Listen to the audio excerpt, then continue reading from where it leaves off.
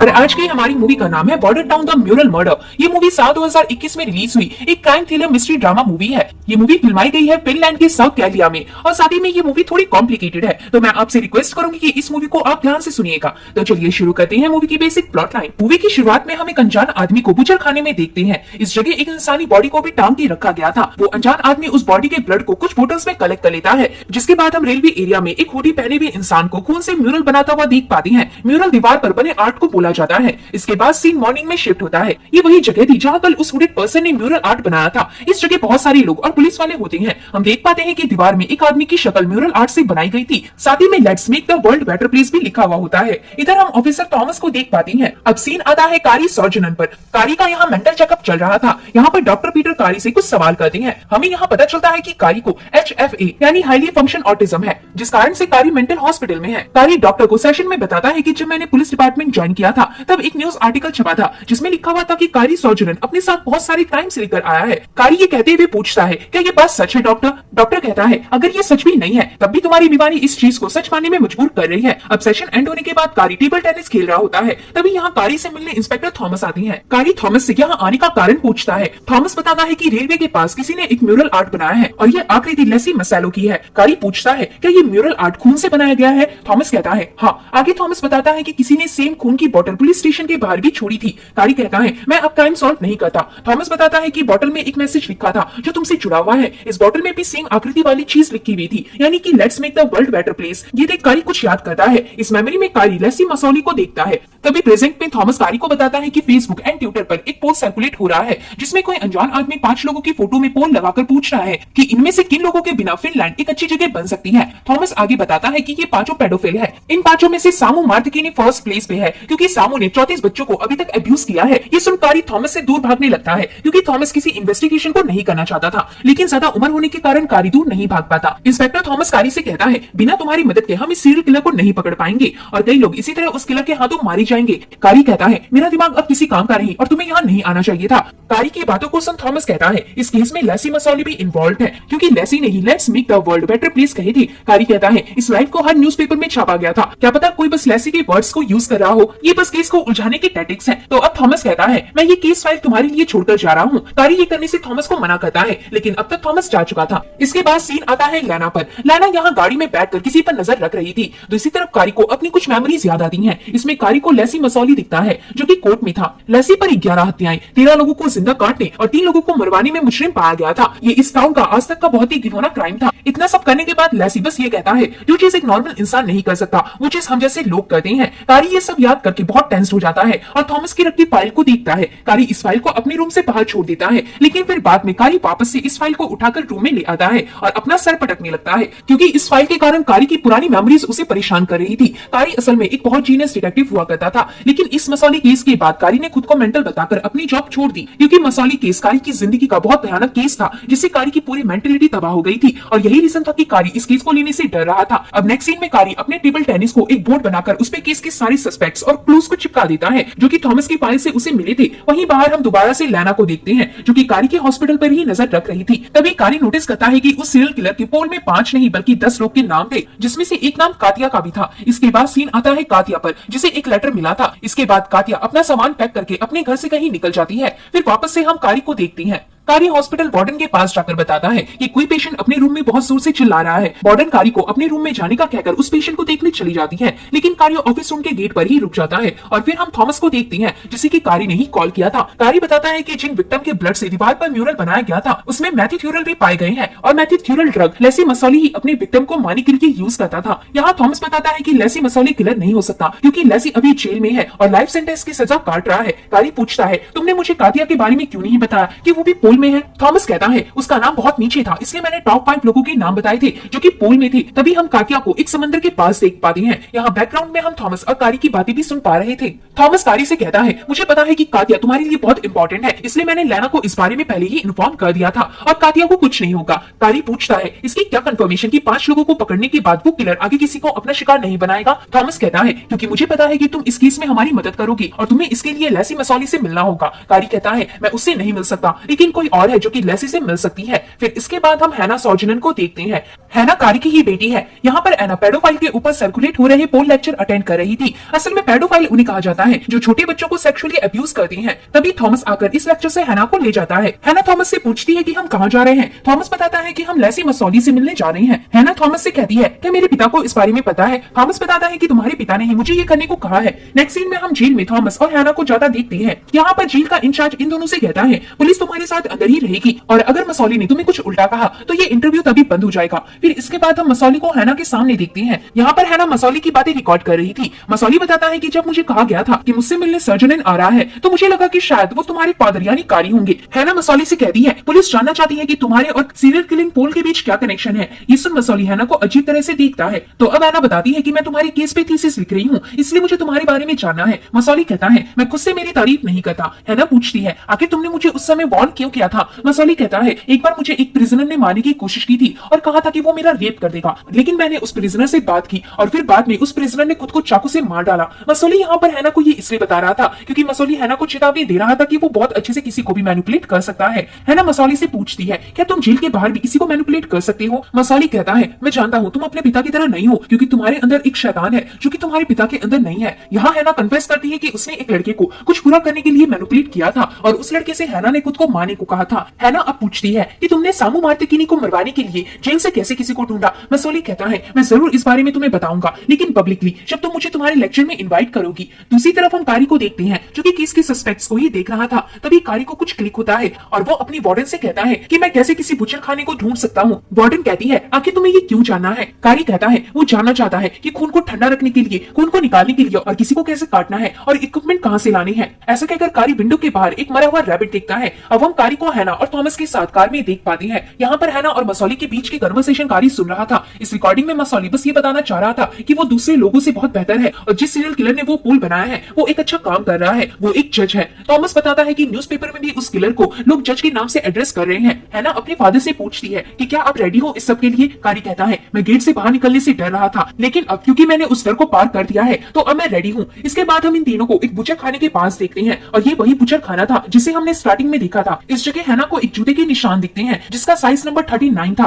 कारी कहता है कि ये किसी औरत के हो सकते हैं लेकिन इस जगह एक औरत क्या कर रही थी। इसके बाद कैमरा एक गाड़ी के नंबर प्लेट पर भी आता है जो कि बाहर ही खड़ी थी। तभी एक ऑफिसर कारी को बताता है कि यहाँ कोई आया था जो शायद कारी को जानता है। कारी उस इंसान को देखने जाता है। असल में ये लैना थी। लैना भी एक इंस्पेक्टर है जो कि कारी के साथ काम किया करती थी। लैना की बातों से हमें पता चलता है कि लैना कारी को लाइक करती है। लैना का कहना था कि मैं अपनी बेटी कातिया के लिए इधर आई थी और मैंने रेडियो में म्यूरल आर्ट के बारे में भी सुना था। आगे गाड़ी में हैना इन लोगों को बताती है कि आधे से ज्यादा लोग सामू मार्तिकिनी को मरवाना चाहते हैं। यहाँ हमें पता चलता है कि लैना अब पुलिस के लिए पहले की तरह एक्टिवली होकर काम नहीं करती और क्योंकि इस केस में लैना की बेटी का इन्वॉल्वमेंट है इसलिए लैना इस केस में इंटरेस्टेड है और वही कारी भी कातिया को बचाना चाहता है जो कि जाहिर है कि कारी लैना के लिए कर रहा है। फिर सीन वापस आता है कातिया पर। कातिया इस घर में अकेली होती है। नेक्स्ट सीन में कारी लैना से पूछता है बुचर हाउस के बाहर एक गाड़ी खड़ी थी जिसमें पोलैंड का नंबर प्लेट था यानी कि तुम पॉलिश गई थी और आगे तुमने वो बुचर हाउस कैसे ढूंढ लिया। लैना कहती है तुम्हें तो पता है ना कि डिपार्टमेंट के लोग कैसे काम करते हैं और अगर मैं पुलिस को सच्चाई बताऊंगी तो वो सारी सबूत और क्लूज के बीच इंटरफेयर करेंगी, इसलिए मैं सच्चाई थॉमस को नहीं बता पाई। कारी पूछता है कौन सी सच्चाई। लैना बताती है कि मैंने उस हुडेड पर्सन को देखा था जिसने पुलिस स्टेशन के बाहर खून की बोतल रखी थी और कातिया को ढूंढने के लिए मैंने उसका पीछा किया।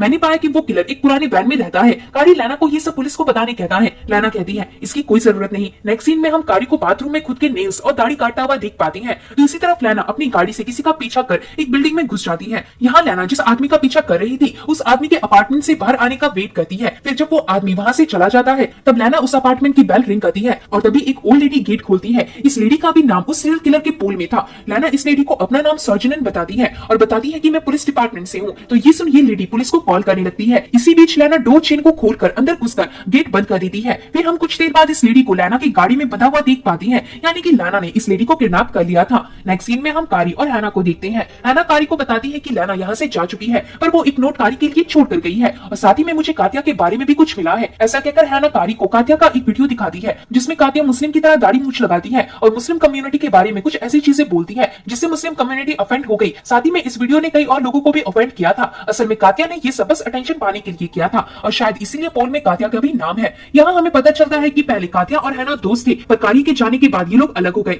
कारी पूछता है आखिर इस नोट से लैना मुझे क्या बताना चाह रही है। अब सीन आता है उस वैन की तरफ जिसके बारे में लैना ने कारी को बताया था और इस वैन को पुलिस वाले ढूंढ चुके थे। वैन में इन्हें 3 टीमो मिलता है जो कि उसी बुचर खाने में काम करता था। पुलिस वाले टीमो को अरेस्ट कर लेते हैं, जिसके बाद हम टीमो को कस्टडी में देख पाते हैं। यहाँ पर टीमो से पूछताछ कारी करने वाला था। कारी टीमो से कहता है कि तुम्हें ट्रेड स्कूल से निकाल दिया गया, फिर तुम चोरी में पकड़े गए, जिसके बाद तुम पर ड्रग्स अब्यूज के भी इल्जाम लगे और जहाँ तुम काम करते थे वहां से तुम्हें फायर कर दिया गया। इसी तरह की लाइफ ने तुम्हारे शरीर का सारा खून चूस लिया, जिस कारण तुम लोगों का खून निकालने लगे। ये सुन टीमो हंसने लगता है। कारी आगे पूछता है, आखिर तुमने लोगों को काटना कैसे सीखा, क्योंकि तुम्हारी लाइफ में ऐसा कोई इंसिडेंट मुझे नहीं मिला जहाँ तुमने बुचर का काम किया हो। टीमो यहाँ कुछ भी बोलने से मना कर देता है। कारी बताता है, हमने तुम्हारी फैमिली बैकग्राउंड चेक की है, जिससे हमें पता चला कि तुम्हारा रिलेशन मार्ती कीनी से है और उसके मर्डर से भी। यहाँ टीमो कारी के सवालों का कोई जवाब नहीं देता। नेक्स्ट सीन में हम कारी को इन्वेस्टिगेशन टीम के साथ बैठा देख पाते हैं। इधर इन लोगों से मिलने उसी लेडी का हस्बैंड आया था जिसे लैना ने किडनैप कर लिया था। इस आदमी का नाम जेफरी होता है। जेफरी बताता है कि सीरियल किलर के उस पोल में मेरी वाइफ का भी नाम था और उस पोल में मेंशन लोग गायब भी हो रही थी, इसलिए मैंने अपनी वाइफ को एक अलग अपार्टमेंट में छिपा दिया। मैं अपनी वाइफ से कभी कभी मिलने जाया करता था और लास्ट टाइम जब मैं अपनी वाइफ से मिलने गया तब मुझे लगा कि कोई मेरा पीछा कर रहा है, लेकिन मेरे हिसाब से वो कोई आदमी नहीं बल्कि औरत थी, पर मैंने उसका चेहरा नहीं देखा था और शायद उसने एक आर्मी स्टाइल जैकेट और हुडी पहन रखा था। पुलिस ऑफिसर मिया पूछती है कि क्या उसी लेडी ने तुम्हारी वाइफ को किडनैप किया है, जिस पर जेफरी श्योर नहीं था। जेफरी के जाने के बाद मिया कहती है, आखिर लैना ने हमें बुचर के लोकेशन के बारे में क्यों नहीं बताया, जबकि उसे बुचर का लोकेशन पता था। असल में इधर कारी ने इन ऑफिसर्स को बता दिया था कि लैना ने किलर को खून की बोतल रखते हुए देखा था। कारी कहता है, इस केस में लैना की बेटी शामिल है, शायद इसलिए लैना ने हमें ये सब बताना जरूरी नहीं समझा, और अगर लैना की जगह मैं होता तो मैं भी शायद यही करता, क्योंकि यहाँ लैना की बेटी की जान दांव पर है। मिया कहती है, आखिर हम तीमो को मुजरिम कैसे साबित करेंगे, हमारे पास तो तीमो के खिलाफ कोई सबूत भी नहीं है। कारी कहता है, मैं आप लोगों की मदद करूंगा। मिया कहती है, तुम्हारा अभी ट्रीटमेंट चल रहा है, लेकिन कारी बताता है कि मैं एक बार बस बैन को देखना चाहता हूँ, क्योंकि तीमो कोई किलर नहीं हो सकता। तीमो का आईक्यू बहुत लो है, लगभग तीमो के जूते के बराबर।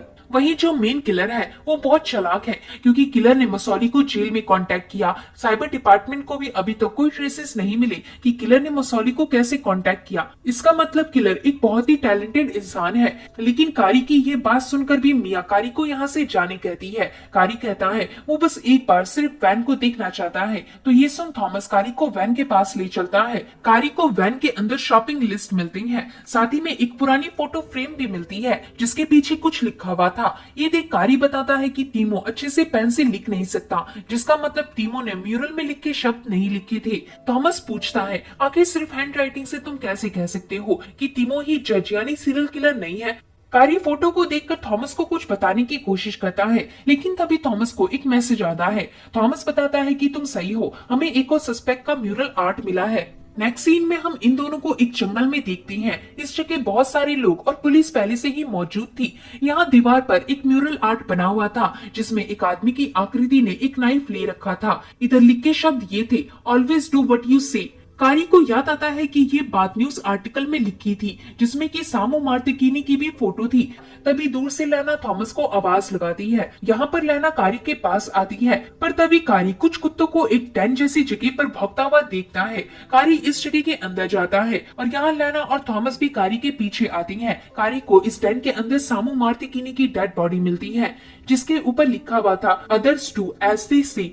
यहाँ अदर्स का मतलब उसी सीरियल किलर से था। इसे देख कारी मसौली की कोर्ट में कहीं एक लाइन बोलता है, जो चीज एक नॉर्मल इंसान नहीं कर सकता वो चीज हम जैसे लोग करते हैं, यानी कि अदर्स पीपल, जो कि खुद को आम लोगों से बेटर समझते हैं। कारी आगे की तरफ जाता है। यहाँ कारी को एक सफेद बाल मिलता है। कारी इस बाल को अपने ग्लव्स से बांध लेता है और इस जगह से निकलकर एक तालाब की तरफ पहुँचता है। यहाँ थॉमस भी कारी के पीछे आता है। कारी इस बाल को एग्जामिन करने के लिए कहकर चला जाता है।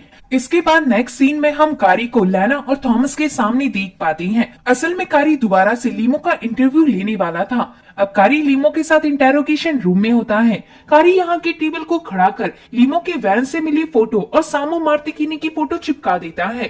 कारी लीमो से कहता है, तुम इन दोनों को जानते हो, इस लेडी के साथ जो बच्चा बैठा हुआ है वो तुम हो और तब तुम 6 साल के थे। वही साइड में तुम्हारी आंट है जिसने तुम्हें पाला था, और ये फोटो सामो मार्तिकीनी की है जो कि तुम्हारे अंकल थे। और जब तुम्हारी आंट जॉब में जाया करती थी तब तुम्हारे अंकल तुम्हें सेक्सुअली अब्यूज किया करते थे और कई सालों तक ऐसा ही चला। आगे कारी कहता है, तुम्हें जरूर जज यानी कि किलर ने कांटेक्ट करके कहा होगा कि वो सामो मार्तिकीनी जैसे क्रिमिनल को मारना चाहता है, और क्योंकि तुम ऑलरेडी सेक्सुअली अब्यूज थे, साथ ही में तुम्हारे अंदर सामो मार्तिकीनी के खिलाफ बहुत गुस्सा था, इसलिए तुमने सीरियल किलर का साथ दिया। लेकिन यहाँ तीमो अभी कुछ नहीं बोलता। अब कारी टीमो के थाई और फेस पर अपना हाथ फेरने लगता है, जिससे टीमो को अपना ट्रॉमा याद आने लगता है। अब टीमो एग्री करता है कि उसी ने किलर की मदद की थी लोगों के अंदर से खून निकालने के लिए। कारी बताता है कि तुम्हारी आंट ने सामू मार्तिकिनी से डिवोर्स ले लिया था क्योंकि तुम्हारी आंट को सामू मार्तिकिनी का सच पता चल गया था कि वो एक पेडोफाइल है और उस समय तुम महज 11 साल के थे, यानी कि सामू मार्तिकिनी ने तुम्हें 5 साल तक अब्यूज किया था और ये एक बहुत लंबा टाइम पीरियड होता है। इसके बाद तुम्हारी आंट ने मैटी नाम की किसी दूसरे इंसान से शादी की। मैटी एक पेशेवर बुचर था और तुमने अपनी पूरी गर्मियों की छुट्टी एक बुचर के साथ बिताई। तुम मैटी की मदद किया करती थी, इसलिए तुम्हें लोगों को काटने में कोई परेशानी नहीं हुई। ये सुन टीमो बताता है कि मैं कभी जज यानी किलर से नहीं मिला, मैं बस वहां जाता था जहां मुझे किलर बुलाया करता था। कारी पूछता है क्या तुमने सामू मार्तिकिनी को मारा था, लेकिन इस पर टीमो इनकार करता है। कारी कहता है क्या किलर सामू मार्तिकिनी को बुचर हाउस लेकर गया था। टीमो बताता है कि जितने भी लोगों का खून उसने निकाला है वो ऑलरेडी मर चुके थे। कारी पूछता है और कौन लोग थे जिसका तुमने ब्लड निकाला था। टीमो कहता है मैंने बस खून निकाला था, किसी को मारा नहीं था। कारी पूछता है तुमने उन विक्टिम की बॉडीज के साथ क्या किया। टीमो बताता है कि मैंने उन बॉडीज को कचरे में फेंक दिया। ये सुन कारी टीमो को थैंक्स कहता है। फिर नेक्स्ट सीन में हम डंपिंग यार्ड में पुलिस की टीम को बॉडी ढूंढता हुआ देख पाती है। अब सीन आता है मिया पर, जो कि कारी से कहती है इसका मतलब लीमो को किलर के बारे में कुछ नहीं पता। कारी कहता है मसौली ने कहा था कि अगर उसे हैना के साथ लेक्चर अटेंड करने दिया जाए तो वो हमें किलर के बारे में बता देगा, और क्योंकि अभी तक हमें बाकी गुम हुए और विक्टिम्स नहीं मिले हैं तो हमें मसौली की मदद लेनी पड़ेगी।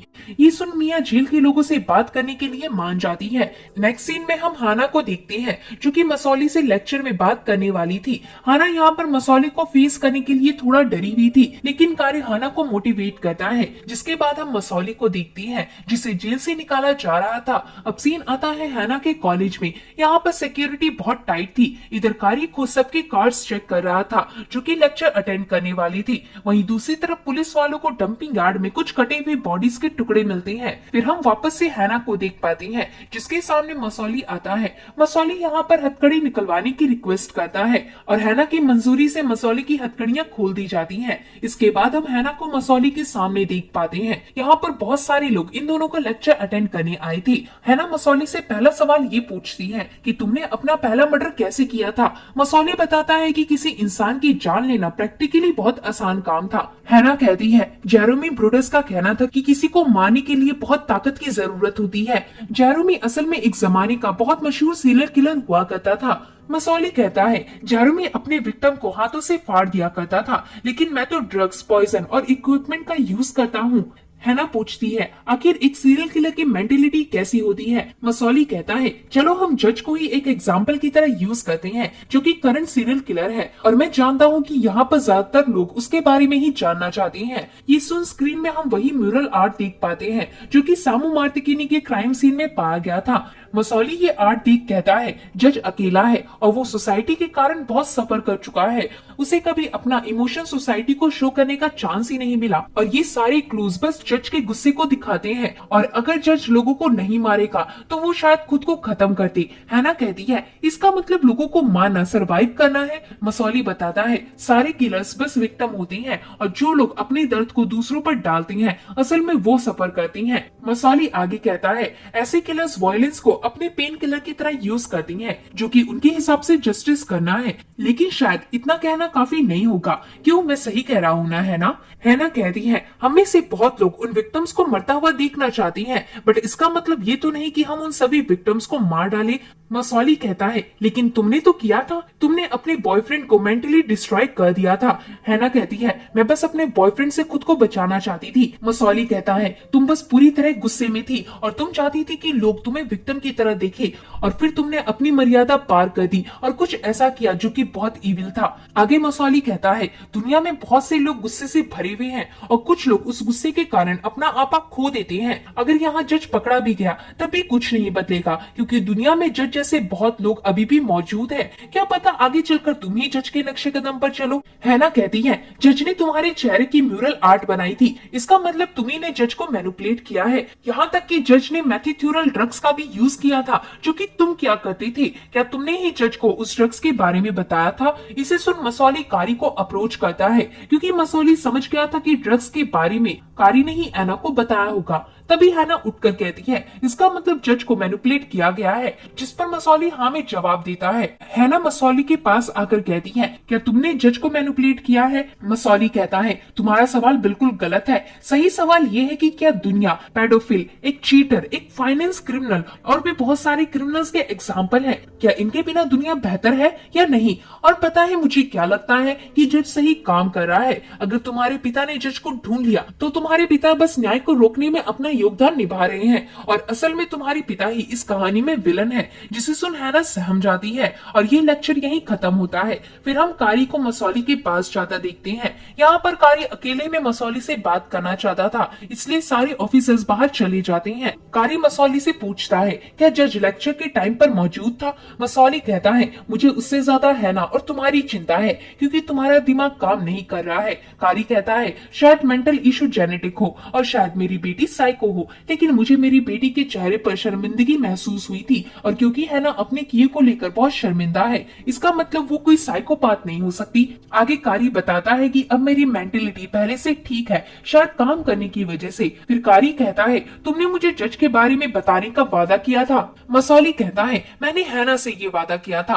कारी कहता है, वो मेरे ही कहने पर तुमसे मिलने आई थी। मसौली कहता है, जज वाकई तुम्हारे बहुत करीब है, लेकिन उस तरह से नहीं जैसे तुम सोच रहे हो। हैना ने मुझसे पूछा था कि आखिर मैंने पहला कत्ल कैसे किया था। सच बताऊं, मेरा पहला कत्ल मेरे लिए कुछ नहीं था। मैंने बस वो कत्ल किया और वहां से चला गया। जैसे कि एक बच्चा जिस तरह से चलना सीखता है, ठीक वैसे ही सीरियल किलर मर्डर करना सीखता है और वो हमेशा अपने पहले विक्टिम को अपने सारे विक्टिम से कंपेयर करता है और सीरियल किलर अपने पहले विक्टिम को जरूर विजिट करता है। आगे मसौली बताता है कि मुझे जेल में बहुत सारे कार्ड्स और लेटर्स आया करते थे, जिनके मैंने कुछ जवाब भी दिए हैं। वो बात अलग है कि गार्ड सब कुछ पढ़ा करती थी, लेकिन उनसे कुछ छूट गया और वो था ड्राफ्ट्स। कारी पूछता है, कौन से ड्राफ्ट्स? यहाँ पर मसौली बस इतना कहता है कि शायद तुम लाइन में लिखी चीजें पढ़ोगे तो तुम्हें समझ आ जाएगा। और ये सीन यहीं कट होता है। हम देखते हैं कि जिन बॉडीज के पीसेस पुलिस को डंप यार्ड में मिले थे, उनको डॉक्टर्स ने असेंबल कर दिया था। डॉक्टर बताती है कि इस विक्टिम को दिल में स्टैब करके मारा गया था।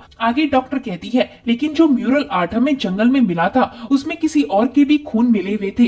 कारी कहता है, क्या वो मैक्स का खून था? तो इस पर डॉक्टर हामी भरती है। इसके बाद कारी यहाँ से चला जाता है और लैना को कहता है कि अगर इन 5 टॉप विक्टिम्स को छोड़ दिया जाए तो बचे 5 विक्टिम्स में से सिर्फ कातिया ही अभी तक गायब हुई है। लैना कहती है, शायद कातिया कहीं छिपी होगी क्योंकि वो बहुत समझदार है। लेकिन कारी कहता है, जज सिस्टमैटिक वे में लोगों को मार रहा है। तभी लैना बताती है कि पीरियो, जो कि अभी तक गायब नहीं हुई, वो लिस्ट में नंबर 4 पर है। लेकिन तभी कारी को मसौली की कही हुई बात क्लिक होती है, जिसमें मसौली ने कहा था कि जज तुम्हारी बहुत करीब है। यहाँ कारी लैना के जूते नोटिस करता है और जूतों के निशान कारी ने बुचर हाउस में भी देखे थे और जो बाल टैन में मिले थे उनका कलर भी लैना के बाल से मैच हो रहा था। कारी इधर बस एना को देखता रह जाता है। वहीं दूसरी तरफ मसौली, जिसे जेल में ले जाया जा रहा था, वो पुलिस को मारकर यहाँ से फरार हो जाता है। अब सीन आता है हैना पर, जो कि मसौली की बातों को भूल नहीं पा रही थी। हैना न्यूज में देखती है कि मसौली पुलिस की गिरफ्त से भाग निकला था। यहाँ पर कारी हैना को समझाते हुए कहता है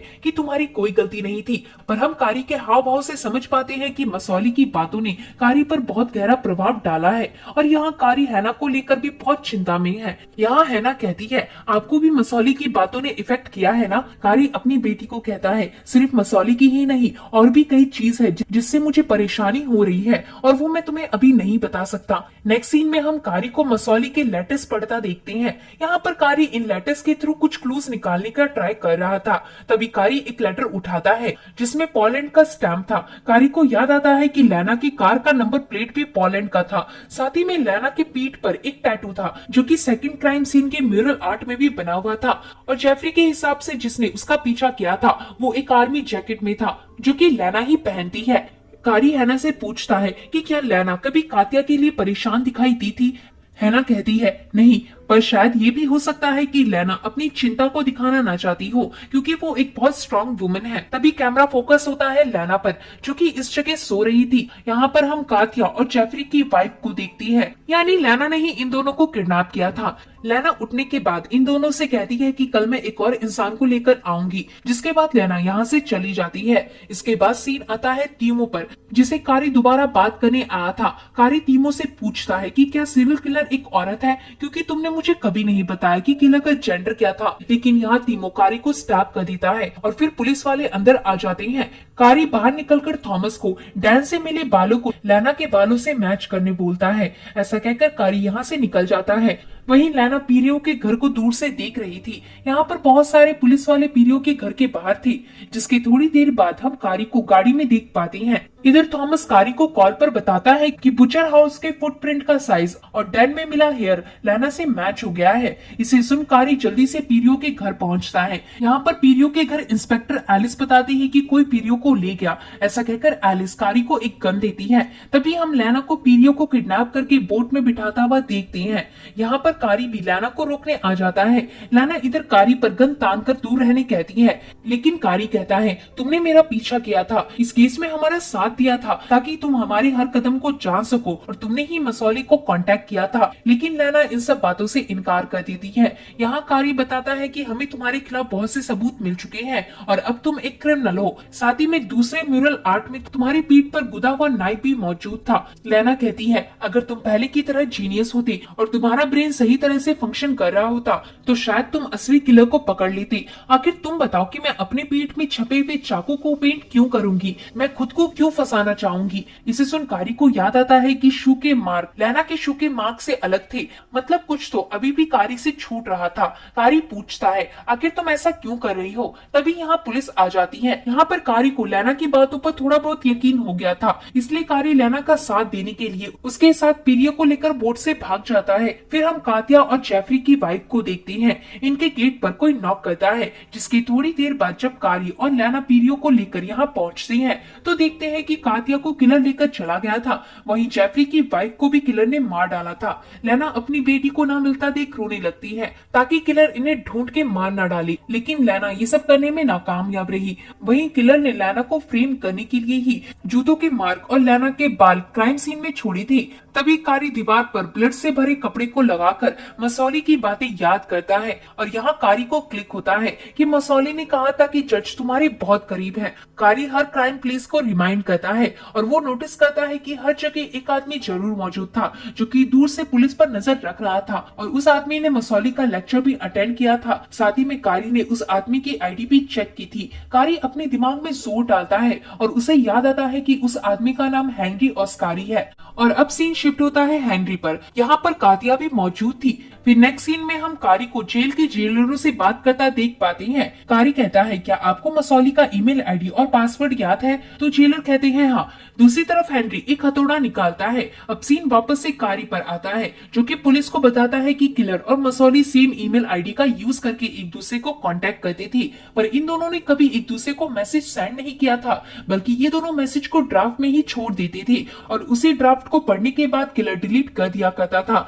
जिससे साइबर डिपार्टमेंट क्रिमिनल को कभी ढूंढ ही नहीं पाई क्योंकि किसी को इस बात पर शक ही नहीं हुआ था। यहाँ पर अब कारी भी किलर को ड्राफ्ट में मसौली बनकर किलर का एड्रेस पूछता है और कहता है कि मैं यानी मसौली तुमसे मिलना चाहता हूँ। इसके बाद सीन वापस से हेनरी पर आता है। इधर हेनरी को कारी का मेल मिलता है, जिसके थोड़ी देर बाद हमें पता चलता है कि पुलिस वालों को हेनरी का एड्रेस मिल गया था और अब पुलिस वाले हेनरी के लोकेशन पे जा रहे होते हैं, लेकिन हैना और कारी यही रुकती हैं। सीन वापस से शिफ्ट होता है कातिया पर। कातिया हेनरी से पूछती है कि तुमने मुझे अभी तक क्यों नहीं मारा। हेनरी कहता है मैं तुम्हें नहीं मार सकता। कातिया कहती है पर मेरा नाम तुम्हारी लिस्ट में था। हेनरी कहता है मैंने तुम्हारी मॉम से डील की है कि अगर वो मेरा इल्जाम अपने सर पर ले लेगी तो मैं तुम्हें नहीं मारूंगा। वहीं अब सीन शिफ्ट होता है हेनरी के घर के बाहर। यहाँ पुलिस ऑलरेडी आ चुकी थी और अब पुलिस धीरे धीरे हेनरी के घर के पास पहुंच जाती है। दूसरी तरफ हम कारी को देखते हैं जो कि मसौली की बातों को वापस याद करता है और इस मेमोरी में मसौली ने बताया था कि हर क्रिमिनल अपने पहले विक्टिम को जरूर विजिट करता है।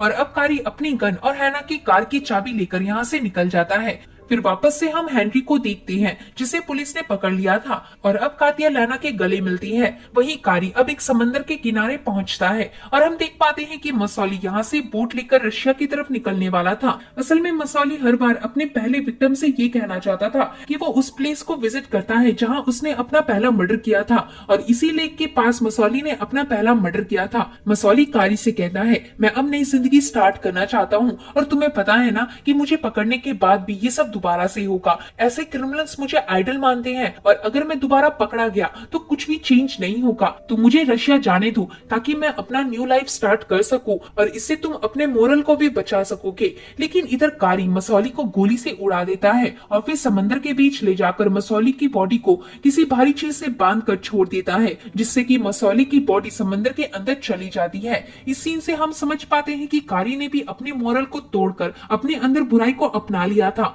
और